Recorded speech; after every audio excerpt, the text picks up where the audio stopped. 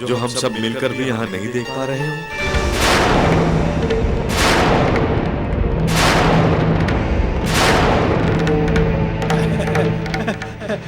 ऐसा कुछ नहीं है। मैं तो मारुति के पास जाने के लिए इसलिए कह रहा था क्योंकि आप सभी की बातों से मैं चिंतित हो उठा। मैं ही आप सभी को वहां जाने से रोक रहा था, और यदि कुछ हो गया तो दोष मुझे ही लगेगा ना? हाँ जामवंत जी, आपकी बातें बिल्कुल सत्य हैं। और यदि ऐसा है तो आपको जाना ही चाहिए। हम भी तो यही चाहते हैं कि मारुति के साथ कोई हो। ठीक है, मुझे जाने दीजिए। हाँ?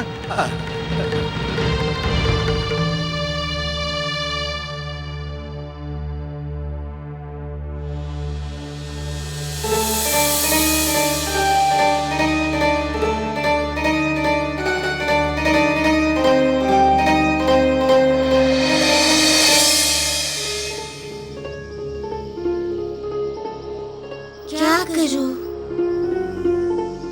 जामवंत जी अभी तक नहीं आए। मेरे सिवा जामवंत जी इन्हें संभाल सकते हैं। यदि उनके आने से पहले विश्वकर्मा जी होश में आ गए तो बड़ी समस्या हो जाएगी। पता नहीं क्या हो गया होगा। प्रभु किस परिस्थिति में होंगे। हमें शीघ्र से शीघ्र प्रभु के पास पहुंचना होगा। देव ऋषि, ये क्या? हनुमान जी ने जामवंत जी को स्वयं बुला लिया है, और इसका अर्थ तो ये है कि जामवंत जी और हनुमान जी दोनों प्रत्यक्ष रूप से मिलकर कार्य करेंगे। हाँ गंधर्व कुमार, जामवंत जी तो वर्षों से इस घड़ी की प्रतीक्षा में है कि वे स्वयं रुद्र अवतार हनुमान जी के साथ मिलकर कार्य करें। अब तीनों देव, विष्णु देव के अंश श्री राम, शिव जी के अंश हनुमान जी, ब्रह्मदेव के पुत्र जामवंत जी की लीलाएं आरंभ होंगी। ये तो बहुत सुखद घड़ी है देव ऋषि, कि संसार की तीनों शक्तियां धरती पर फैले अधर्म और पापाचार का नाश करेंगी। हाँ गंधर्व कुमार, लंकेश रावण ने जो पाप और अधर्म का साम्राज्य फैला रखा है, उसके नाश का आरंभ तो हनुमान जी पहले से ही कर चुके हैं। देखा नहीं आपने कितने असुरों को यमलोक पहुंचा चुके हैं हनुमान जी।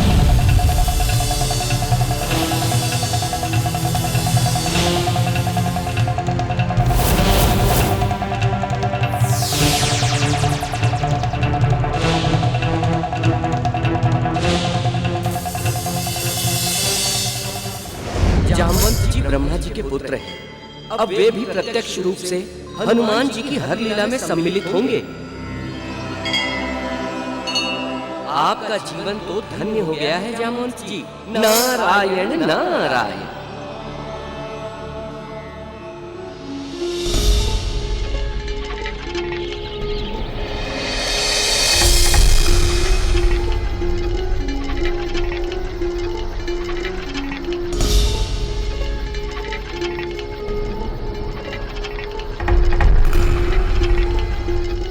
अंधेरा भी घेरा आया, रात्रि भी हो चुकी, किंतु जामवंत जी अभी तक नहीं आए। विश्वकर्मा जी को भी अचेत हुए बहुत समय हो गया है। इनकी चेतना किसी भी समय वापस आ सकती है। मारुति, हम आ गए हैं। अब चिंता की कोई बात नहीं है।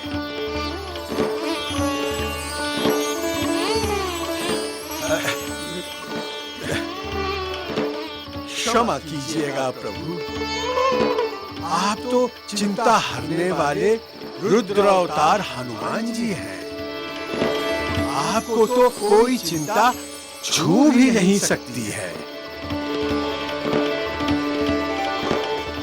जामवंत जी, हमें तो बार बार आपकी आवश्यकता पड़ेगी, इसीलिए हम आपकी प्रतीक्षा कर रहे थे। प्रभु, बताइए हमें क्या करना है?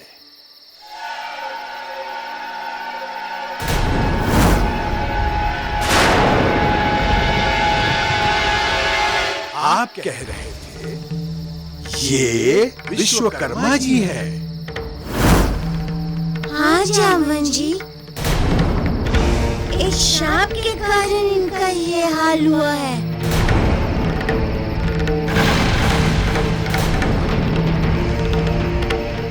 हमें अभी तक विश्वकर्मा जी की मुक्ति का मार्ग नहीं मिला है।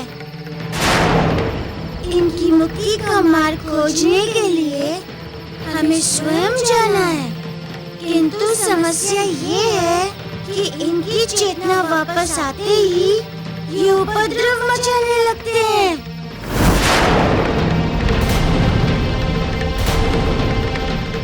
इनके उपद्रव के बारे में मैंने भी सुना है प्रभु,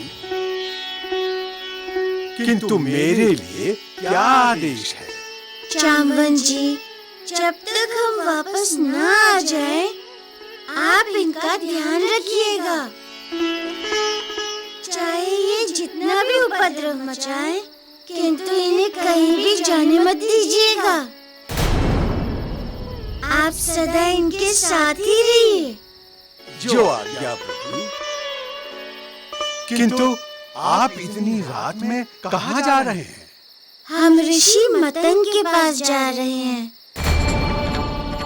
किंतु ये समय उनके विश्राम का है, इसीलिए हम उन्हें यहाँ नहीं बुला सकते। हमें स्वयं उनके पास जाना होगा। ठीक है प्रभु, मैं आपकी प्रतीक्षा करूंगा।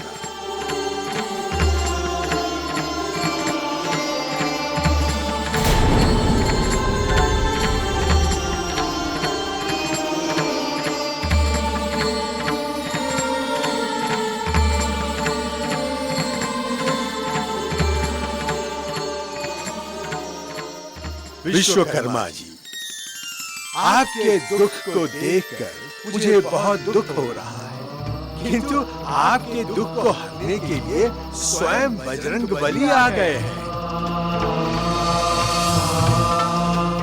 और बजरंग बली जिसके साथ है, उसके सारे दुख, सारे संकट समाप्त हो जाते हैं। जय जय जय बजरंग बली।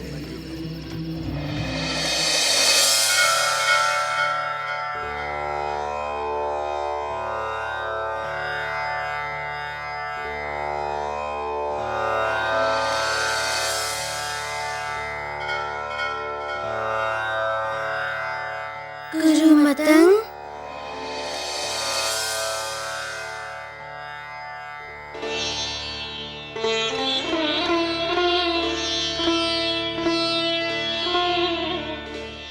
प्रभु,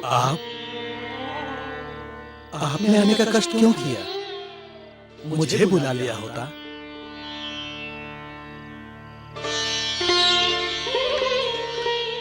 ऋषिवर,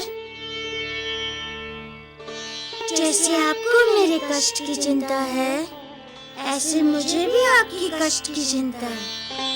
रात्रि को आपको कष्ट नहीं देना चाहता था।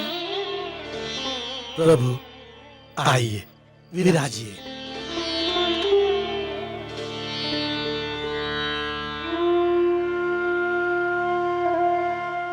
ऋषिवर, आपने बताया था कि चित्रांगदा धरती लोक पहुंच गई थी। फिर क्या हुआ? प्रभु, विश्वकर्मा जी के बार बार कहने के बाद भी चित्रांगदा वापस नहीं लौटी। पृथ्वी लोक पर महाराज सूरत उनकी प्रतीक्षा कर रहे थे।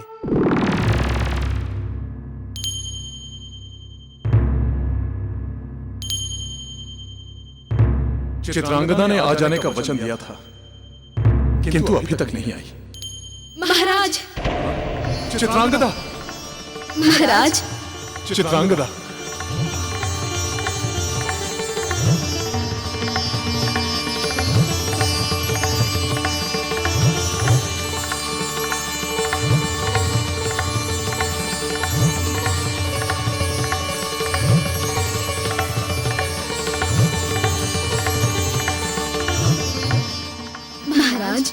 मैंने आपको वचन दिया था, मैं आ गई। चित्रांगदा, हमें भी अपने प्रेम पर पूरा विश्वास था। जहाँ सच्चा प्रेम हो वहाँ मिलन तो होगा ही। महाराज, हम अपने पिता और सारे देवलोक को त्याग कर आपके पास आ गए हैं। अब हमारा मान सम्मान सब कुछ आप ही हैं। चित्रांगदा, आप तनिक भी चिंता मत कीजिए। अब आपका मान सम्मान हमारा मान सम्मान है। हमारे रहते आपके सम्मान को कभी ठेस नहीं पहुंचेंगे। हम आपसे वादा करते हैं कि हमारे रहते आपको कभी कोई कष्ट नहीं होगा। महाराज, हम अब देवलोक त्याग कर आपके पास हमेशा के लिए आ गए हैं, इसीलिए आपको हमारे रहने का प्रबंध करना होगा। चित्रांगदा, हम आपसे कल ही विवाह करेंगे, किंतु हमारे यहाँ एक परंपरा है, विवाह से पहले हम साथ नहीं रह सकते। इसलिए तब तक आपको हमारे अतिथि गृह में विश्राम करना होगा। महाराज, आपके इस निश्चल प्रेम ने तो हमारे हृदय को जीत लिया है। हमारे लिए यही संस्कार है कि विवाह से पहले होने वाले पति के साथ रहना अनुचित ही नहीं बल्कि पाप का कारण भी होता है। सुनो,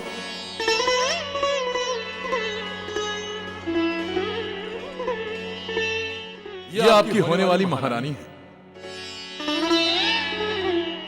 इन्हें अपने साथ अतिथि गृह ले जाइए और इनका अच्छी तरह से ध्यान रखिए।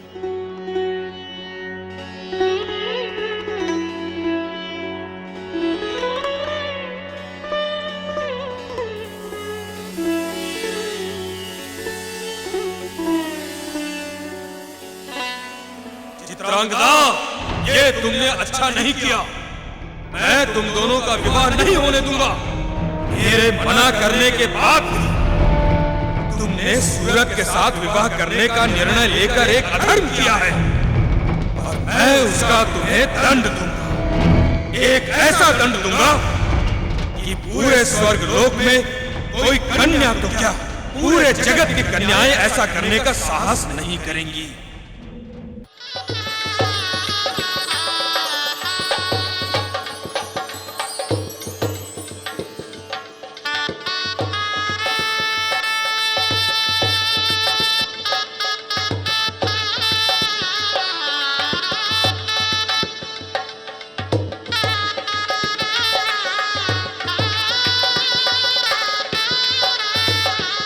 हमारी होने वाली महारानी जी देवलोक से आई है।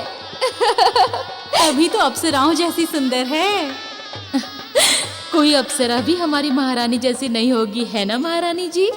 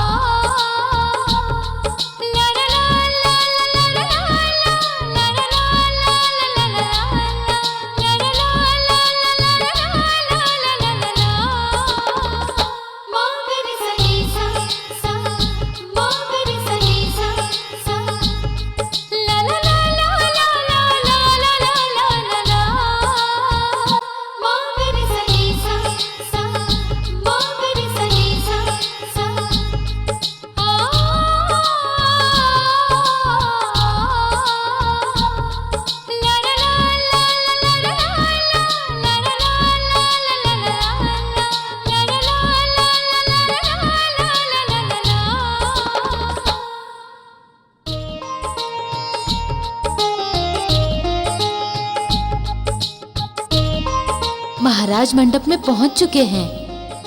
महारानी जी शीघ्र ही चलिए, विवाह का मुहूर्त निकला जा रहा है। हाँ हाँ, हम लाते हैं महारानी जी को। चलिए महारानी जी, अब वो घड़ी आ गई जब महाराज से आपका मिलन होने वाला है।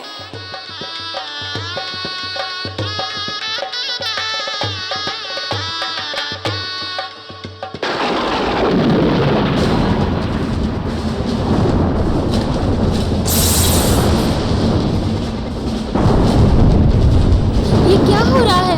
लगता है भूचाल आने वाला है।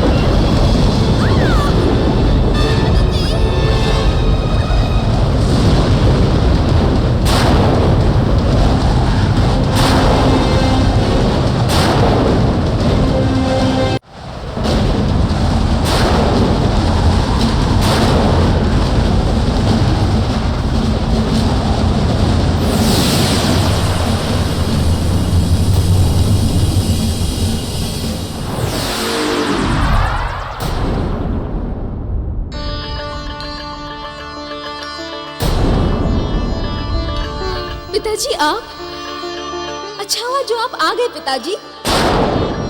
अन्यथा मुझे हर पल यही लग रहा था कि मैंने आपकी आज्ञा का अवहेलना करके आपका हृदय दुखाया है। परंतु अब मेरा विवाह आपके आशीर्वाद से होगा पिताजी।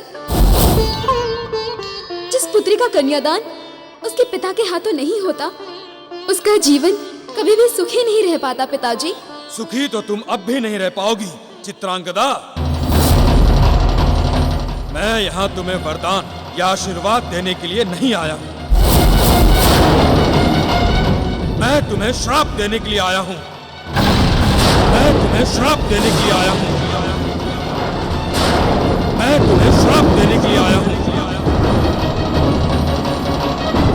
तुमने एक धरती वासी के लिए देवलोक का त्याग कर दिया, इसलिए आज से तुम्हारी सारी दिव्य शक्ति समाप्त होती है।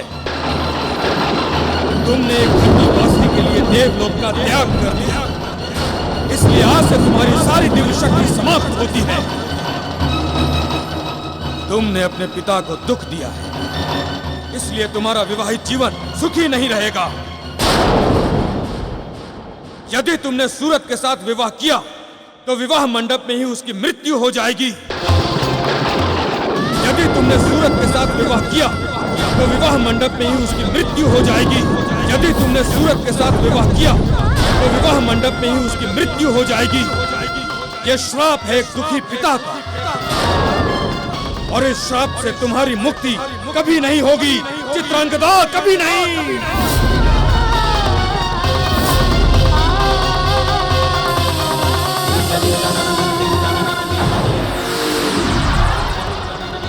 मैं यहाँ तुम्हें वरदान या आशीर्वाद देने के लिए नहीं आया हूँ। मैं तुम्हें श्राप देने के लिए आया हूँ। यदि तुमने सूरत के साथ विवाह किया तो विवाह मंडप में ही उसकी मृत्यु हो जाएगी।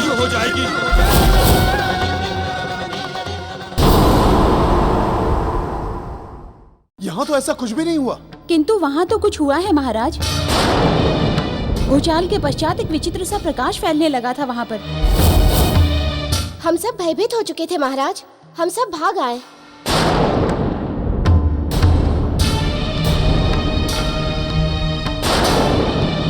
किंतु चित्रांगदा कहाँ है? महाराज लगता है महारानी अब तक वहीं है।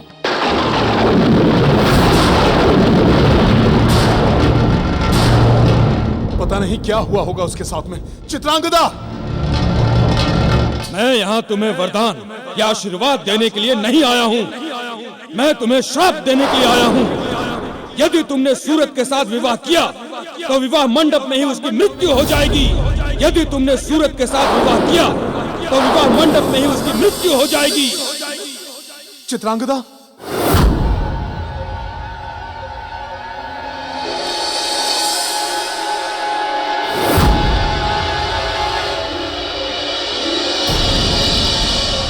चित्रांगदा! चित्रांगदा! ये सब क्या है चित्रांगदा? क्या हुआ? तुम कुछ बोलती क्यों नहीं? बोलो चित्रांगदा, किसने किया ये सब? बोलो चित्रांगदा।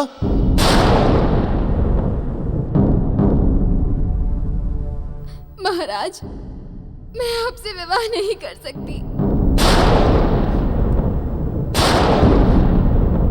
विवाह नहीं कर सकती?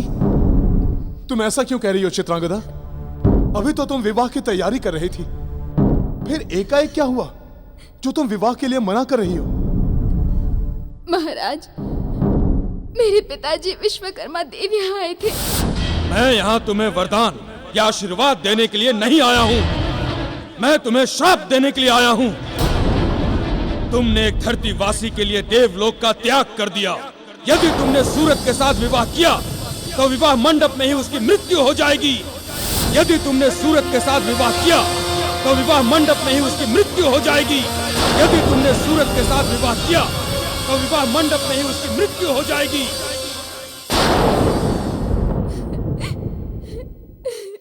महाराज, अब हमारा विवाह कभी नहीं होगा। अब हमारा मिलन कभी नहीं हो सकता।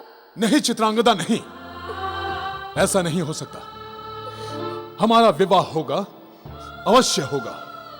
तुम्हारे पिता तो क्या, स्वयं मृत्यु भी हमारे मिलन में बाधा नहीं बन सकती। नहीं महाराज, मैं अपने प्रेम के लिए आपका जीवन संकट में नहीं डाल सकती। तुम चिंता मत करो चित्रांगदा, सब ठीक हो जाएगा। नहीं महाराज, अब ये संभव नहीं है। अब हमारा विवाह नहीं हो सकता। आज ये बात सिद्ध हो गई है कि जिस संतान के साथ माता पिता का आशीर्वाद नहीं होता, उसका जीवन कभी भी सुखी नहीं रहता।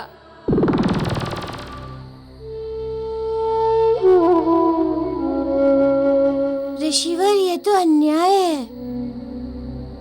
पुत्र तो पिता की बगिया में खिला वो कोमल पुष्प रहता है जिसकी सुगंध से माता पिता का सारा जीवन महक उठता है, और विश्वकर्मा जी ने उसी पुष्प को कुचल डाला। प्रभु, क्रोध में आकर देवता भी पशुओं जैसा व्यवहार करने लगते हैं। विश्वकर्मा जी ने अपनी ही पुत्री का सारा सुख छीन लिया, उसकी सारी इच्छाओं और महत्वाकांक्षाओं का दमन कर दिया। आवेश में आकर विश्वकर्मा जी ने ऐसा अनुचित कार्य किया जो किसी भी पिता को शोभा नहीं देता। किंतु ऋषिवर, शाप तो चित्रांगदा को मिला था, फिर विश्वकर्मा जी की दुर्दशा कैसे हो गई? प्रभु, जो जैसा करता है उसे वैसा ही भोगना पड़ता है। यही प्रकृति का नियम है। इस नियम से देव, दानव, मानव सभी बंधे हुए हैं। विश्वकर्मा जी के श्राप से एक नहीं, 2 जीवन नष्ट हो गए।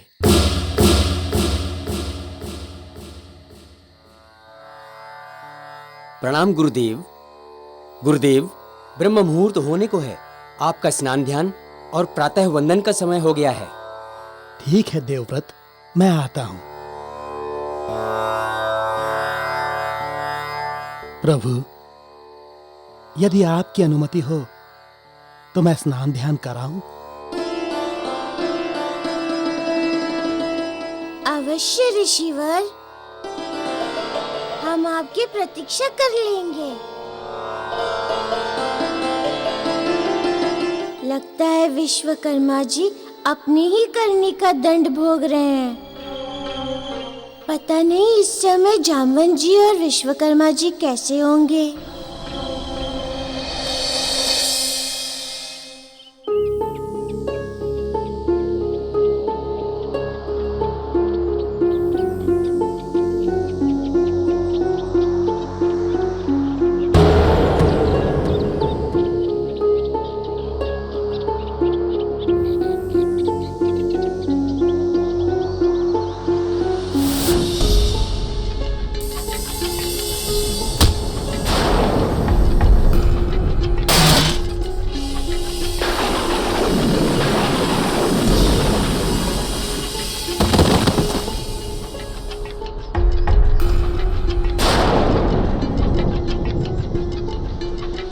विश्वकर्मा देव, मेरा प्रणाम स्वीकार करें। कौन हो तुम? और मुझे विश्वकर्मा क्यों कह रहे हो? विश्वकर्मा जी, आप मुझे नहीं जानते हैं। मैं जामवंत हूँ, किंतु मैं आपको अच्छी तरह से जानता हूँ।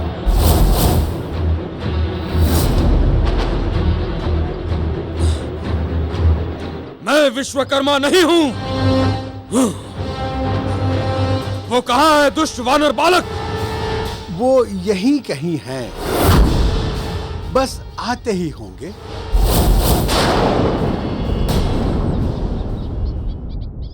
वो वानर बालक, वो महाधूर्त है। वो हमें बातों में बहला के हमें रोकना चाहता था। जब उसका वश नहीं चला तो उसने तुम्हें भेज दिया हमें रोकने के लिए। नहीं विश्वकर्मा जी, वो तो आपकी सहायता करना चाहते हैं। झूठ बोल रहे हो तुम।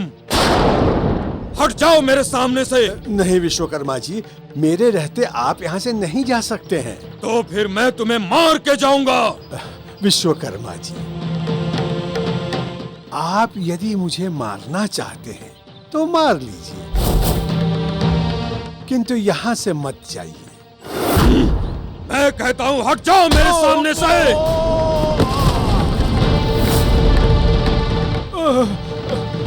यदि विश्वकर्मा जी चले गए तो प्रभु की आज्ञा का उल्लंघन होगा।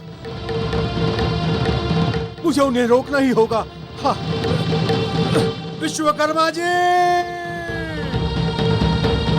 रुक जाइए। विश्वकर्मा जी, रुक जाइए। विश्वकर्मा जी, रुक जाइए।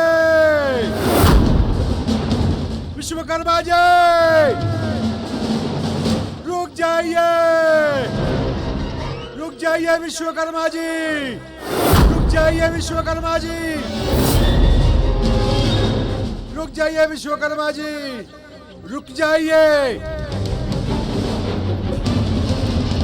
विश्वकर्मा, इस तरह से तो भागते हुए काफी समय नष्ट हो जाएगा। हाँ, इस मार्ग से जाना चाहिए। शीघ्र पहुंच जाऊंगा। हाँ।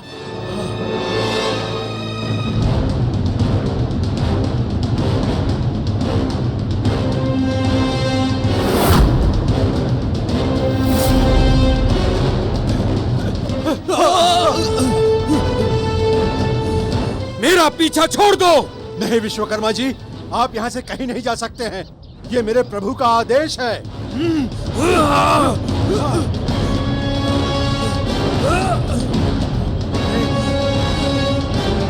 लगता है तुम्हारी मृत्यु ही तुम्हें बार बार मेरे सामने खींच कर ला रही है।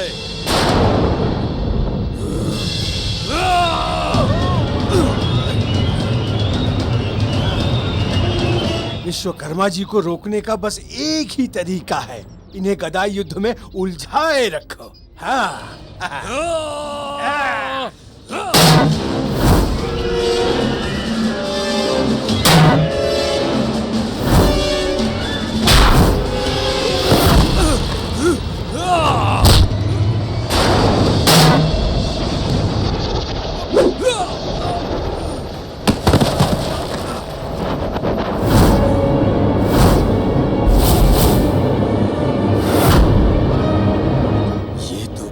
शक्तिशाली है। इसे हराना इतना आसान नहीं है। कुछ ऐसा करना होगा कि इसे पता भी न चले और मैं यहाँ से निकल जाऊं। हाँ, आप जो सोच रहे हैं विश्वकर्मा जी, वो मैं सब समझ रहा हूँ।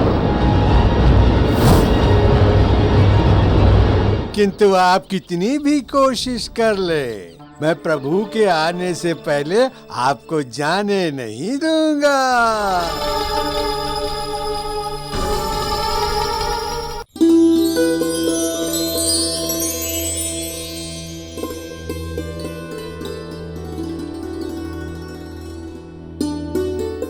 ऋषिवर, मुझे बताइए आगे क्या घटा? शाप मिलने के बाद चित्रांगदा का क्या हुआ? श्राप के कारण चित्रांगदा ने विवाह के लिए स्पष्ट मना कर दिया। महाराज, मैं अपने प्रेम के वेदी पे आपके जीवन की बलि नहीं चढ़ा सकती। सच्चा प्रेम जीवन या मृत्यु से भयभीत नहीं होता चित्रांगदा। हमारा प्रेम सच्चा है, परिणाम चाहे कुछ भी हो, लेकिन हमारा मिलन कोई नहीं रोक सकता। नहीं महाराज, ये संभव नहीं है। मेरा प्रेम भी सच्चा है, इसलिए मैं आपसे विवाह नहीं करूंगी। मैं आपसे विवाह नहीं करूंगी। मैं आपसे विवाह नहीं करूंगी।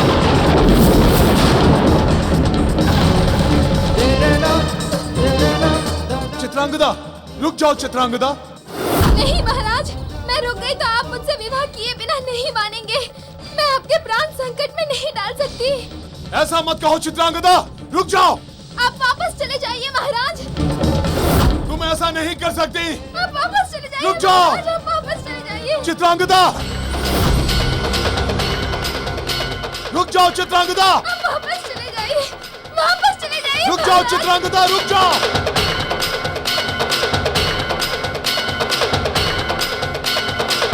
रुक जाओ चित्रांगदा, रुक जाओ। नहीं महाराज, मुझे क्षमा कर दीजिए। इस जन्म में हमारा मिलन नहीं हो सकता है। ईश्वर ने चाहा तो हम अगले जन्म में जरूर मिलेंगे। मुझे क्षमा कर दीजिए महाराज। आपको सौगंध है मेरे प्रेम की कि आपकी जिस जीवन को बचाने के लिए मैं अपने प्राण त्याग रही हूँ, आप उस जीवन को यूं नष्ट नहीं करेंगे महाराज। आपको सौगंध है।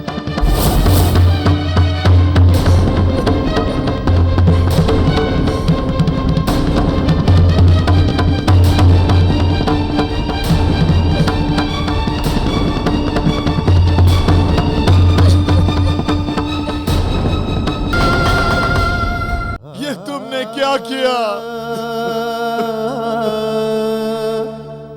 तुम मुझे छोड़कर कैसे जा सकती हो चित्रांगदा?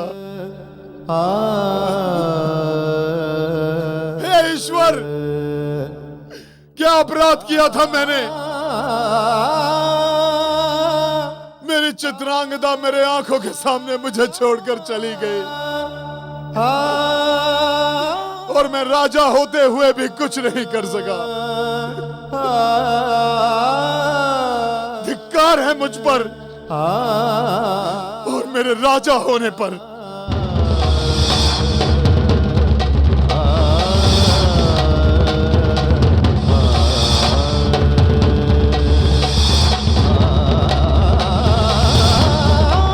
महाराज, मेरे पिताजी विश्वकर्मा देव यहाँ आए थे और उन्होंने मुझे श्राप दिया है कि मेरा विवाहित जीवन कभी भी सुखी नहीं रहेगा। महाराज, मैं अपने प्रेम की वेदी पे आपके जीवन की बलि नहीं चढ़ा सकती। चित्रांगदा, तुम मेरे जीवन को बचाने के लिए इतना दूर चली गई, फिर मैं तुम्हें कभी वापस न ला पाऊंगा। किंतु ये तो तुम भी जानते थे कि तुम्हारे बिना मेरे जीवन का कोई अर्थ नहीं है। फिर तुमने ऐसा क्यों किया चित्रांगदा, क्यों किया?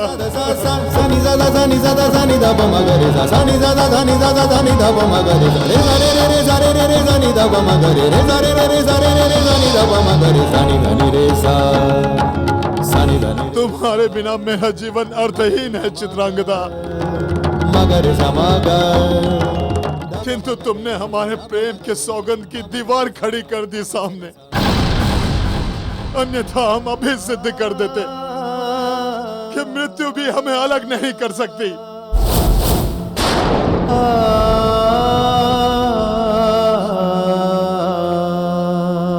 चित्रांगदा, अब मेरा जीवन इस मृत्यु से अधिक दुखदाई हो गया है। पता नहीं कब तक इस निर्जीव देह को ढो सकूंगा, किंतु यह विश्वास है मुझे कि शीघ्र ही मेरा तुमसे मिलन होगा।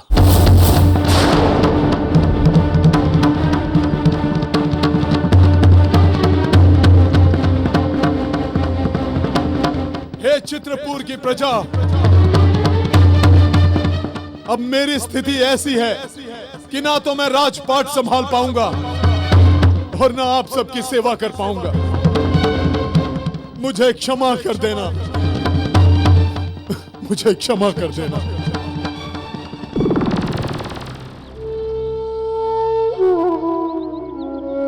और इस प्रकार पिता विश्वकर्मा के क्रोध की बलि चढ़ गया। चित्रांगदा और राजा सूरत का प्रेम, दो सच्चे प्रेमी एक दूसरे से बिछड़ गए।